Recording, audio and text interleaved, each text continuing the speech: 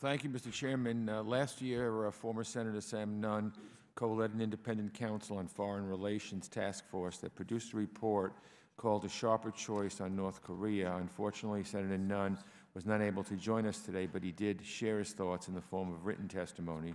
So I'd ask unanimous consent to ask for Senator Nunn's testimony be entered into the record.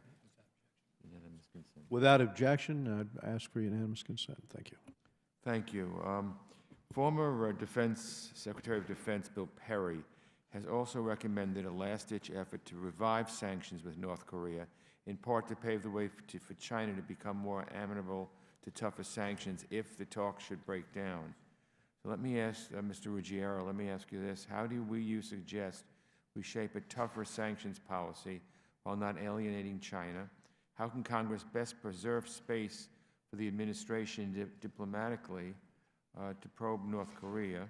If negotiations fail, in addition to tougher sanctions, what steps should the United States and South Korea take to bolster our defense capabilities in the face of increasing aggression from the North, and how might Beijing react to these measures?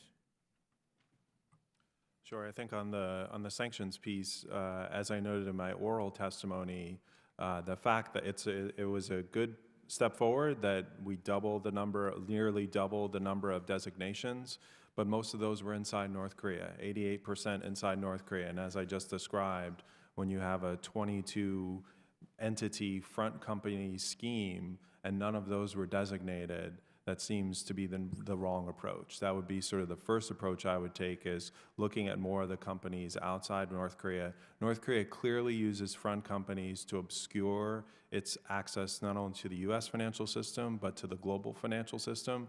When you talk to banks, as I have, they wonder, they don't want to do business with North Korea, but how do they stop the business that is clearly ongoing? And that is identifying the front companies very clearly. That's an action the Treasury Department can take.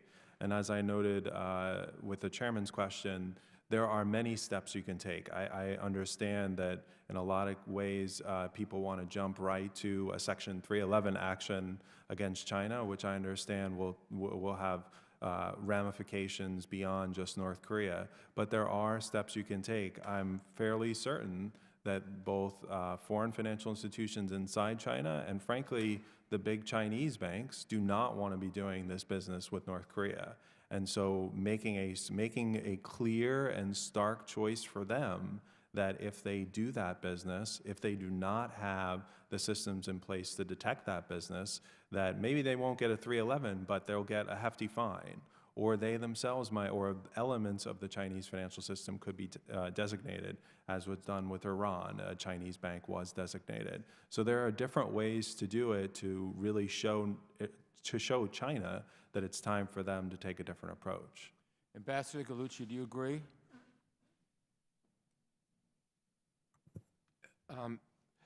My view is that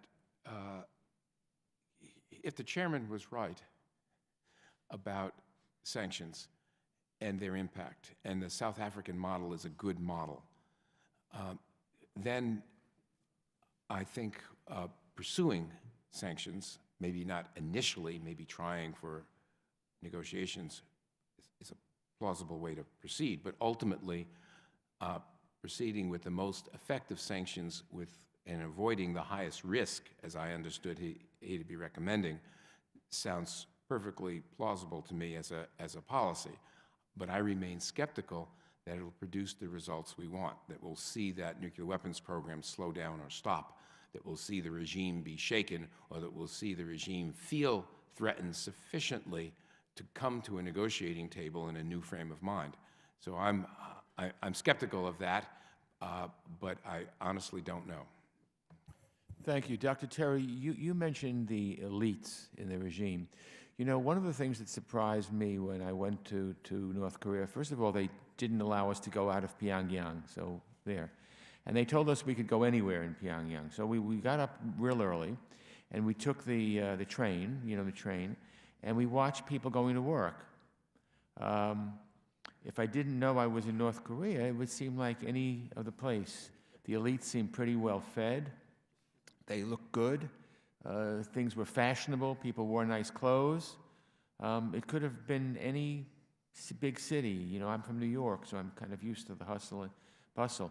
There are certain things that gave it away. For instance, there was a big crane building I think it was an 80 or a 90-story hotel that apparently was not done correctly and engineering-wise, and so it was just laying there, you know, staying there. And when we came back a year and a half later, it was still there. So there were things there. There aren't many cars. A lot of the traffic lights don't even work. There are propaganda posters all over, including one that Joe Wilson, I don't know if Joe's here today, but Joe Wilson took a picture of, which showed a North Korean soldier putting a bayonet in the head of an American soldier, and it said USA on the soldier. So tell me a little bit about the elites and what we saw really wasn't reflective of what goes on there. Kim Il-sung used to enjoy not only elite support, but elite loyalty. Even during the Kim Jong-il years, that loyalty the elites had has decreased.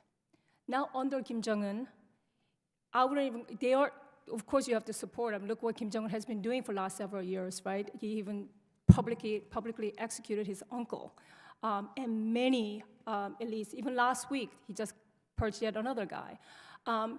What Kim Jong-il used to do is you have the sticks and carrots approach, because elites do have vested interest in keeping the system going, because their fate is tied to the Kim regime. But what Kim Jong-un has done is, instead of the carrots and sticks, it's over-the-top purging and terrorizing the elites. So that's why Mr. Tae himself said, and with more information, most elites are aware. Now, should they tie their fate to this regime? This is why I said the more we make it a difficult choice for the elites, I think we'll be successful. We want more elite defection. In my written testimony, when we talk about information penetration, I talk about how we should also target it towards the elites. So we need to do two things. We need to get both information into the elites, to the North Korean elites. One, that nuclear policy, this keeping the nuclear arsenal, it's not a path forward for you guys for long-term survival of themselves. Secondly, if they were to defect, there is an alternate path, a better path for their lifestyle. Perhaps that involves some amnesty, giving amnesty to these elites. But I think we need to get that information into the elites. And I think there's a definitely deterioration of the support. And elite support for the regime is absolutely fundamental in keeping that regime going. Thank you very much. Thank you, Mr. Chairman. Thank you. We go now.